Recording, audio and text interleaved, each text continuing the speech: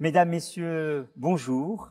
Très heureux de vous retrouver dans votre émission Ilm wa Hadara, Science et Civilisation. Aujourd'hui, nous allons à la découverte des objets connectés avec mon invité, Monsieur le Mehdi Amhoud. Bonjour. Bonjour, c'est Ali. Très heureux de vous avoir avec nous dans notre émission Science et Civilisation. Vous êtes Monsieur Réseau, vous êtes Monsieur Objet Connecté. Ici, à cette université Mohamed VI Polytechnique, sur le site de Ben Gurir, vous êtes professeur à l'école d'informatique. Avant d'aller plus avant dans votre recherche, peut-être un rapide parcours qui a été le vôtre. Oui, merci pour votre invitation. Je suis né à Meknès, originaire de Meknès, et j'ai grandi à Rabat. J'ai effectué toute ma scolarité jusqu'au baccalauréat. Après l'obtention de mon bac, j'ai fait un parcours assez classique. C'est ce que font des milliers de Marocains après le bac, les classes préparatoires. Donc j'ai fait mes classes prépa au centre Moulay Youssef de Rabat. Lycée très célèbre, oui, Moulay Oui, Youssef, oui. après cela, je me suis spécialisé en ingénierie de technologie de l'information et des télécommunications. J'ai commencé cela en première partie ici au Maroc pour la terminer dans le cadre d'une double diplomation en France. Après cela, j'ai... Votre PhD, votre doctorat portait sur... Alors, ça portait sur la génération future des télécommunications à haut débit sur des fibres optiques que j'ai effectué à Télécom Paris Tech. D'accord. Et précisément, cette orientation autour de la fibre optique, c'est ce qui vous a fait vous lancer dans l'aventure des objets connectés? Absolument, c'était déjà tous les débuts de l'aventure dans le domaine de la recherche. J'ai rejoint une équipe de travail, un groupe de travail en 2014 qui avait déjà commencé le travail sur les réseaux fibre optique à haut débit en 2010. Donc les travaux de recherche ont commencé en 2010. En 2014, il y avait un fonds d'investissement français en propriété intellectuelle qui avait rejoint le projet pour encore agrandir l'équipe. Donc c'est à ce moment-là, moi, que j'ai rejoint le projet à l'époque. Et donc, mon travail concernait plus spécifiquement le développement de certains types de codes correcteurs d'erreurs pour protéger l'information, surtout lorsqu'on parle de fibre optique, c'est de très longue distance. Donc, on envoie la data sur des milliers de kilomètres, voire des dizaines de milliers de kilomètres. Il faut dire que vos recherches ont été primées à plusieurs reprises. Vous avez eu un prix de thèse, un prix Fulbright. C'est tout de suite votre thèse a été reconnue et on doit dire que c'est un élément essentiel que les recherches qui sont faites aujourd'hui dans ce domaine rencontrent tout de suite, je dirais, une reconnaissance au-delà du milieu académique, une reconnaissance socio-économique. On voit se développer beaucoup de start-up dans votre domaine. Absolument. Déjà, le projet sur lequel je travaillais, le but n'était pas un travail de recherche classique dont le but est uniquement de produire de la production scientifique, c'est-à-dire publier dans des conférences ou des journaux. Ça vient naturellement par la suite dès qu'on a un résultat de recherche intéressant. Mais le but, c'était vraiment, dès que le fonds d'investissement propriété intellectuelle nous a rejoints, c'était vraiment d'essayer de se positionner vis-à-vis de la technologie future, donc en développant un portefeuille de brevets dans les pays où où la technologie allait voir le développement futur, notamment aux États-Unis, la Chine, la Corée, au sein de l'Union européenne. Justement, alors vous avez participé à beaucoup de brevets, plus d'une dizaine à travers les pays que vous avez cités, la Chine, les États-Unis, et il y a eu un passage par l'Université de Columbia à New York qui a été assez déterminant. Est-ce que vous pouvez nous en dire un Oui, peu plus? oui, ça aussi, on va switcher un peu du domaine de la fibre optique vers le domaine de la télécommunication sans fil, plus précisément de la 5G. Wireless. Oui, le wireless. Alors, des réseaux cœur qui supportent la 5G sont des réseaux à fibre optique, donc ils permettent de transmettre sur de très très haut débit. Et dès que l'utilisateur ou bien les objets connectés devront se connecter, ils ne se connectent généralement pas par la fibre, mais le dernier point, il est toujours sans fil, donc la 5G.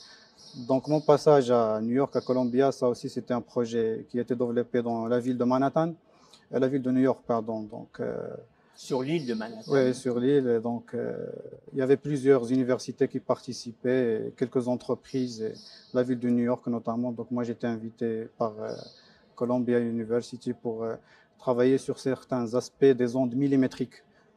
C'est de nouveaux types d'ondes qui tournent, fonctionnent autour de 28 GHz, qui n'ont pas été utilisés avant, dans la 4G avant. Quelle est leur spécificité? C'est la rapidité? Alors, nous sommes montés un peu plus dans le spectre de fréquence, parce que le spectre de fréquence est une ressource qui est très limitée. La 2G consomme quelque part de ce spectre, la 4G encore, et donc on n'a plus le choix que de monter, que d'essayer de découvrir des spectres de fréquences qui n'ont pas été utilisés avant. Et donc on a essayé de tester le fonctionnement de ces ondes à l'intérieur du laboratoire, en utilisant des équipements qui ont été fabriqués par d'autres membres de la même équipe qui travaillaient sur ces projets. Après cela, on a fait même des mesures réelles dans les rues du quartier de Manhattan pour voir quelle est la rapidité de Internet lorsqu'on utilise ces ondes, quels sont les effets de propagation, est-ce qu'on réussit vraiment à implémenter un réseau 5G avec ça. Et à la fin, on a posé des toits on a posé des antennes sur le toit de l'université pour essayer de servir Internet dans le quartier de Harlem qui se trouvait juste à côté. Donc faire une transmission Internet, une vraie transmission Internet en utilisant les résultats de ces travaux de recherche. On peut comparer cette université Mohammed VI Polytechnique à ces universités américaines, donc par exemple Columbia, sur un aspect très particulier, c'est celui de tout de suite connecter la recherche en cours à des enjeux ou industriels ou pratiques. Et ça, c'est véritablement un tour de pensée qui est assez anglo-saxon et que j'ai vu ici se produire dans plusieurs départements de cette université. Absolument, et c'est ce qui est formidable et génial lorsqu'on fait un travail de recherche et qui tout de suite, après maturité, peut aboutir directement à des startups. Dans le cadre de ce projet dont je viens de mentionner à Columbia, dès que les résultats de recherche ont été matures, il y a eu quelques créations de quelques startups. L'une d'entre eux, je peux mentionner Mixcom. Il a été revendu à un autre groupe plus grand à plus de 150 millions de dollars US. Donc on essaie de reproduire ou de faire pareil ici à l'université Mohammed VI, le système anglo-saxon. C'est-à-dire on ne fait pas de la recherche uniquement pour faire de la recherche, mais tant qu'on cherche à résoudre des problèmes existants ou bien anticiper des problèmes futurs qui sont liés bien évidemment à cette technologie, le résultat des travaux de recherche ne peut qu'aboutir à des startups, à être valorisés par des brevets d'invention. Et donc, c'est exactement ça. Le travail de publication vient naturellement après. Je comprends. L'enjeu, vous avez prononcé à plusieurs reprises 2G, 4G, etc. C'est peut-être maintenant le moment de faire l'historique de ces différentes générations de, disons-le, d'objets connectés. De téléphonie mobile ou d'objets. Alors, précisément, quand on dit 1G, première génération, 2G, deuxième génération, c'est quoi cette suite des générations pour votre domaine qui est celui des réseaux?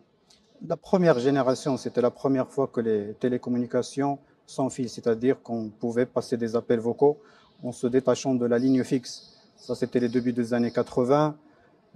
Vous vous rappelez sûrement, les téléphones mobiles étaient assez volumineux. Oui, de grande les gens taille. se transportaient quasiment des sacoches qui étaient des portables, des téléphones portables. Ça, c'est la première génération. Absolument. Et même le coût d'un appel était très cher. Donc, ce n'était pas ouvert au grand public d'avoir un abonnement téléphonique de première génération. Donc, il fallait attendre 10 ans après, le début des années 90, pour voir apparaître la 2G. La 2G. La deuxième Alors, quelle était génération. la spécificité de la deuxième génération? Elle existe jusqu'à aujourd'hui. C'est ce qui nous permet de passer un appel normal sur téléphone, le GSM. Et c'est ce qui nous permet d'envoyer un SMS, un texto. Ça, c'est la 2G. Ça, c'est la 2G qui, depuis les années 90, donc elle a connu le succès, elle existe jusqu'à aujourd'hui. La 3G, c'est les débuts des années 2000. Alors là, on parle du début d'apparition d'Internet sur un téléphone portable. Vous pouvez voir des vidéos, quoique la qualité était médiocre, le débit était un petit peu petit. Il y a un peu plus d'ouverture sur d'autres usages que l'appel ou le message. Oui, on a carrément passé de la voix téléphonique à la data et à l'image. Oui, donc quand vous dites le passage de la voix téléphonique à la data, vous mettez dans data l'idée de C'est tous les données qu'on peut transmettre. La différence des supports ou la... Non, non, c'est juste que les différentes données qu'on peut transmettre. Les différentes données de quelque format qu'elles soient. De quelque format que ça soit. Ça, c'est toujours la 3G. Ça, c'est toujours la 3G. Des photos, on pouvait envoyer des photos couleurs qu'on ne pouvait pas faire avant. Oui.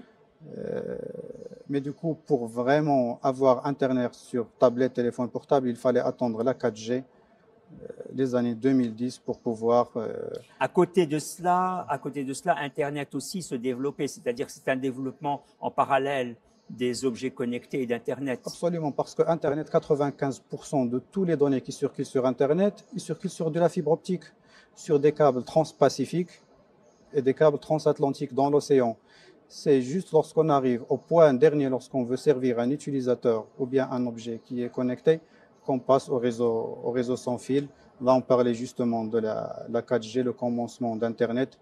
On pouvait, depuis 2010 déjà, passer des appels vidéo de très bonne qualité, avoir des réunions. C'est ce qu'on a d'ailleurs aujourd'hui, de très bonne qualité, donc il n'y a pas de problème. Sauf avec les liens Zoom, les liens Teams. Oui, exactement, tout cela. Sauf qu'avec l'explosion massive des objets connectés, la 4G depuis 2010 déjà jusqu'à aujourd'hui commence petit à petit à atteindre ses limites de fonctionnement. Les limites des fonctionnements en raison du nombre des objets connectés à travers le monde qui sont aujourd'hui de plus de... Alors aujourd'hui, c'est plus de 50 milliards d'objets connectés. Plus de 50 milliards d'objets connectés alors que nous ne sommes que 8 milliards d'individus humains. Absolument. Oui. Et c'est prévu d'atteindre, de dépasser les 100 milliards à l'horizon 2030. D'accord. Donc c'est d'ailleurs pourquoi... Qu'est-ce que cela change dans notre quotidien? Absolument, le quotidien, il change vu que Internet, qu'on avait l'habitude d'utiliser, c'était nous les humains, Internet des humains. Et là, on va apparaître le concept d'Internet des objets. C'est Internet qui fonctionne en dehors de l'intervention humaine. Et c'est d'ailleurs déjà plusieurs pays ont commencé déjà le déploiement de la 5G dès 2020 pour suivre cette évolution petit à petit. Alors maintenant, on va précisément prendre le temps de parler de la 5G parce qu'une fois qu'on a fait ce parcours des 4G, des 4 premières générations d'objets connectés, la 5G, son apport majeur, c'est quoi aujourd'hui? Alors, la 5G promet de relever trois défis majeurs. Trois défis majeurs. Trois défis majeurs. Le premier défi, c'est encore plus de débit, plus de rapidité lorsqu'on utilise Internet. La 4G, c'est très rapide, mais ça ne peut pas suivre l'évolution de ces milliards d'objets connectés. Donc, on a besoin encore de plus de débit, plus de rapidité. Le deuxième défi majeur, c'est, comme je viens de mentionner, Internet, c'est plus les humains, mais les objets connectés. C'est la capacité de ce réseau 5G à supporter un nombre massif d'objets connectés, qui sont connectés simultanément en même temps. C'est-à-dire qu'on parle des données massives, mais vous parlez aussi des objets connectés massifs. Bien sûr, parce qu'on a un nombre massif d'objets connectés, vont générer un nombre massif de données, de data, qui vont mettre encore plus de pression sur un réseau que nous, les humains, on n'arrive pas à faire cette pression. Donc, il n'y a pas que le changement d'échelle par le nombre des objets connectés, il y a aussi l'interaction entre les objets connectés qui fait appel à cette nouvelle génération qu'on appelle la 5G. Absolument. D'ailleurs, les télécommunications, c'est ça. C'est Internet la communication Internet entre ces objets connectés et nous, les humains, c'est-à-dire je veux consulter quelque chose ou je veux récupérer la data d'un capteur, ça c'est Internet entre moi et l'objet connecté, mais il y a aussi Internet entre les objets connectés qui se font passer des messages entre eux, qui dans leur fonctionnement, un objet connecté a besoin d'un autre, donc la plupart d'Internet va circuler en ce sens et non pas dans le sens humain-objet connecté. Mais précisément, est-ce qu'il peut y avoir un contrôle humain de supervision de ce travail qui se passe entre les objets connectés? Absolument. Les objets connectés ne travaillent pas d'eux-mêmes. Ils répondent à une tâche donnée qui a été fixée par l'humain. Donc, bien sûr, la supervision ne se fait pas en temps réel. C'est d'ailleurs l'importance des objets connectés. L'humain essaie de sous-traiter le tout, essaie de faciliter son quotidien par les tâches qu'il sous-traite aux objets connectés dans notre quotidien pour les faire. Mais donc, il n'y a pas d'inquiétude à ce qu'un objet connecté va faire une tâche qui n'a pas lui été confiée initialement. Oui, on peut toujours se demander est-ce qu'il y a véritablement une frontière entre le caractère opératoire fonctionnel et le caractère décisionnel quand on parle d'un objet connecté. Ce qu'il fait, est-ce qu'il ne fait que opérer ou est-ce qu'il décide? Alors, toute décision vient à la suite d'une instruction, une opération, une série d'opérations qui sont en réalité des algorithmes qui sont codés par l'humain, parce que l'objet connecté lui-même, il ne programme rien. C'est l'être humain qui a programmé cet objet connecté à faire des opérations, naturellement prendre une décision à la fin de cette opération. Mais il ne pourra jamais, dans quelque cas que ce soit, prendre une décision en lui-même qui n'a pas été la suite d'une suite d'instructions après cela. Et précisément, alors tout à l'heure, vous avez commencé à donner les différents défis de la 5G. Vous avez dit le défi du haut débit, de Oui. la rapidité, mais je suppose qu'il y en a d'autres encore. Oui, on avait parlé du haut débit, de la connectivité massive. Le Oui. troisième défi, c'est avoir un réseau très fiable avec une très faible latence. Le réseau 5G est destiné à certains types d'applications où la probabilité de coupure de réseau doit être quasi nulle, voire nulle. On n'a pas intérêt à avoir une coupure ou une faillure de réseau. Par exemple, on peut citer la télémédecine, par exemple, Oui. où Oui, question de vie et de mort. absolument, où certains médecins sont des hôpitaux lointains dans différents pays et qu'ils Il y a une participent. connexion entre des chirurgiens pour une opération définie et avec aussi des robots chirurgicaux. Absolument. Et tout cela, c'est effectivement une connexion qui a besoin de la 5G. Et on ne peut pas se permettre, au milieu de l'opération, qu'on se dise, voilà, le réseau ne marche plus. Oui. Ou bien, il y a un délai entre ce que fait le médecin à l'autre bout du monde et ce que fait le robot réellement dans la salle de chirurgie, absolument. Donc ça, c'est le troisième défi à relever par la 5G. Celui de la fiabilité, De la fiabilité et de la continuité du réseau pour qu'il n'y ait pas d'interruption. Alors, précisément, depuis tout à l'heure, on parle d'objet connecté, objet connecté. Si on essayait une définition de l'objet connecté, on dirait quoi? Tout simplement, c'est un appareil électrique ou électronique qui est connecté à Internet. Un appareil peut ne pas être connecté à l'Internet, comme ce fut le cas dans le passé, naturellement. Une bouilloire électrique. Une bouilloire électrique, une caméra de surveillance qui enregistre sur un ruban, ou bien une voiture tout simplement. Au moment où on connecte cet objet ou cet appareil Internet, il a une adresse IP, il appartient au réseau, alors on parle d'objets connectés. Et d'ailleurs, c'est un concept assez lointain, hein, assez vieux, qui remonte au début des années 80, où un groupe de chercheurs aux États-Unis ont essayé pour la première fois de connecter au réseau un distributeur de boissons, en lui permettant de faire état de son stock, de reporter la température des boissons sans que l'agent vienne faire le contrôle. Il y avait plusieurs distributeurs de boissons un peu partout.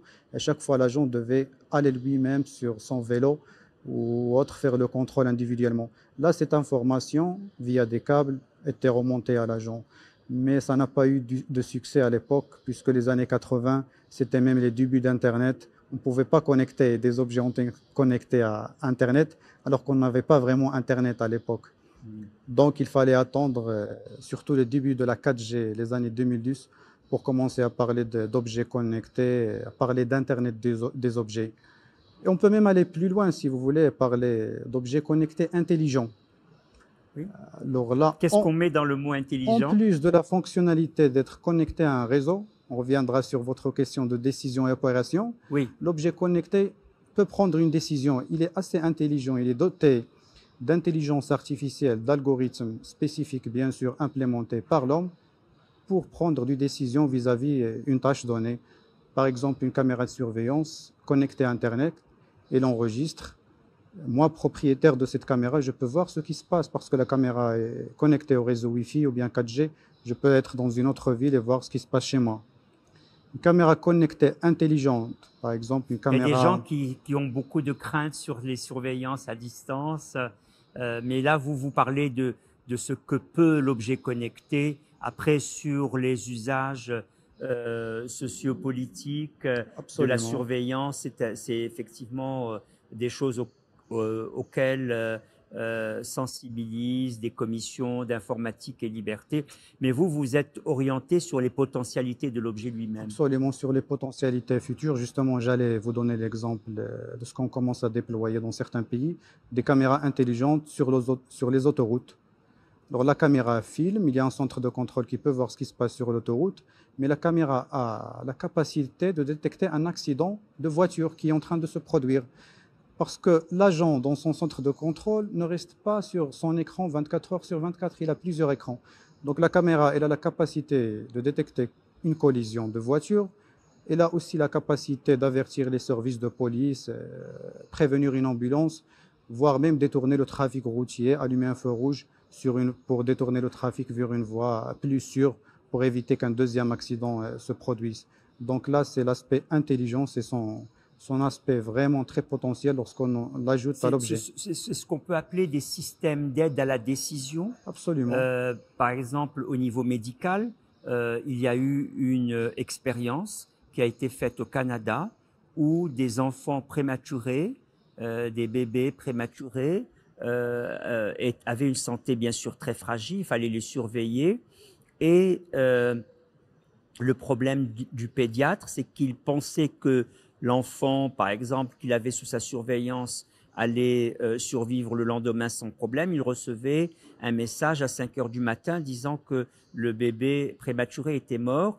Et l'Institut de technologie de l'Ontario a mis à disposition de cette clinique spécialisée dans les prématurés, elle a mis à la disposition des machines connectées pour avoir le flux continu de toutes les informations sur les constantes biologiques de l'enfant, si bien que en amont, un peu comme votre exemple sur les autoroutes, en amont, on essaye de voir dans les courbes la possibilité d'un début d'infection indétectable à l'œil nu par le pédiatre, même s'il est très expérimenté.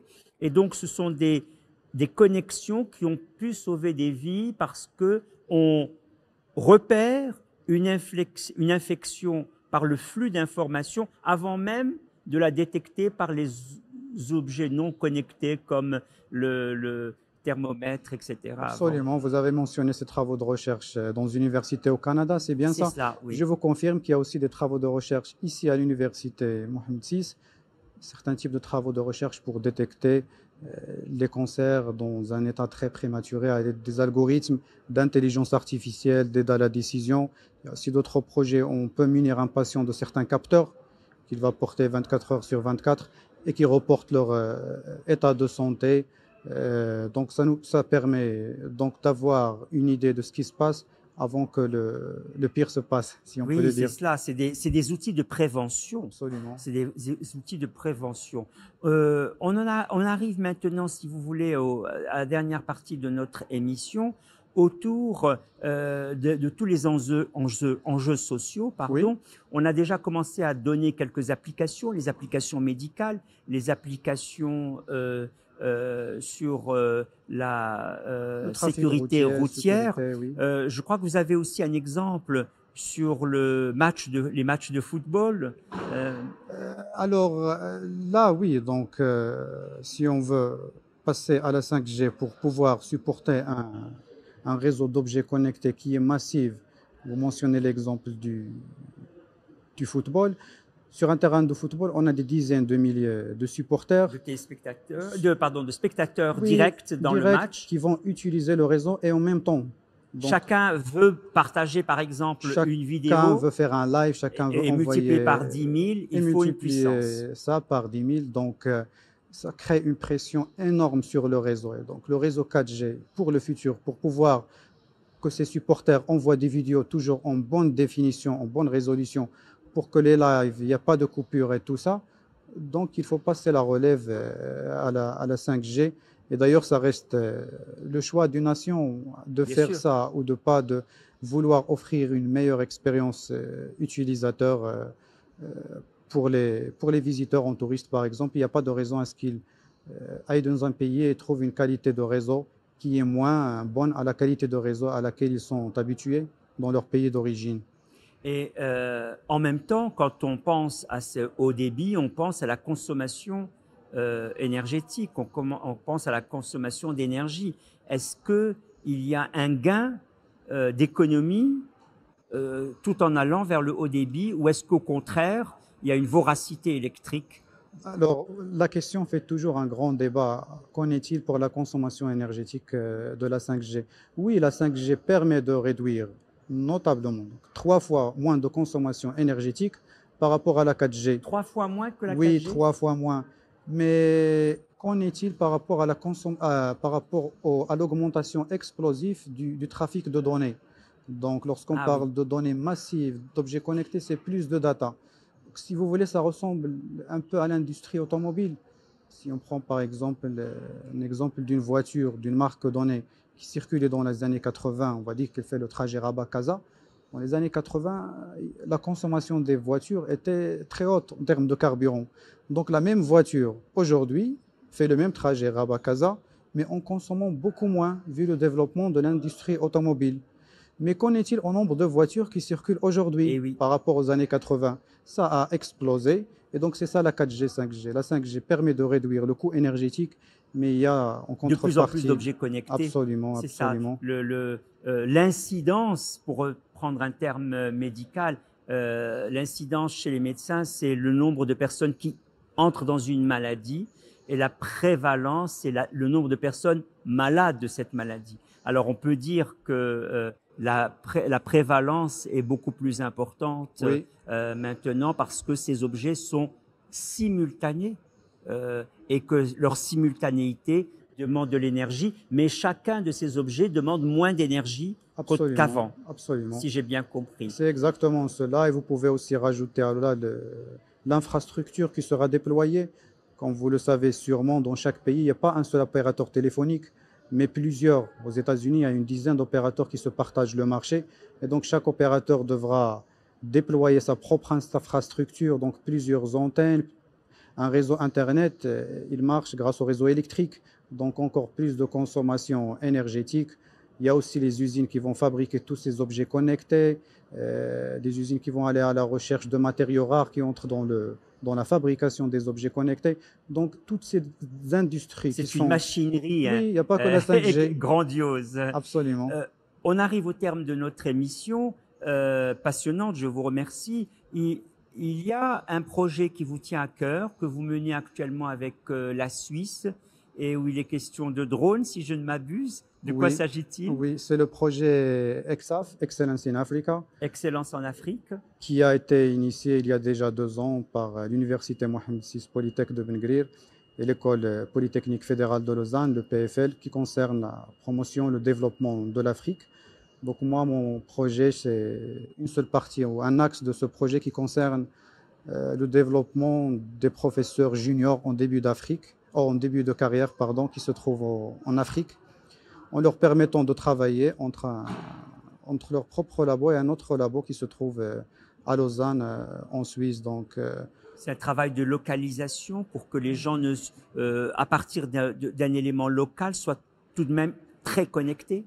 il y a plusieurs aspects dans mon projet. Donc, il y a celui que vous venez de mentionner, la localisation. Les systèmes de localisation, c'est des systèmes anciens qui ont toujours fonctionné par le GPS. Par contre, lorsqu'on est au milieu qui n'est pas découvert, donc une mine de fer ou de phosphate par exemple, le GPS ne marche pas, Internet non plus ne marche pas. Donc on a besoin d'un nouveau système qui va permettre de faire la localisation dans ce type de terrain. Donc nous, on essaye d'équiper les personnes dans ce type de terrain par des capteurs qui vont leur permettre d'échanger des signaux entre eux. Et donc on peut avoir une cartographie de leur emplacement exact. Il y a la deuxième partie que vous avez mentionnée sur les drones.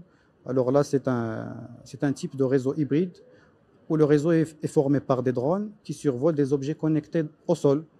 Ça a plusieurs applications, détection d'intrusion ou dans une ville intelligente ou bien dans ce qu'on appelle aujourd'hui les fermes intelligentes ou fermes connectées.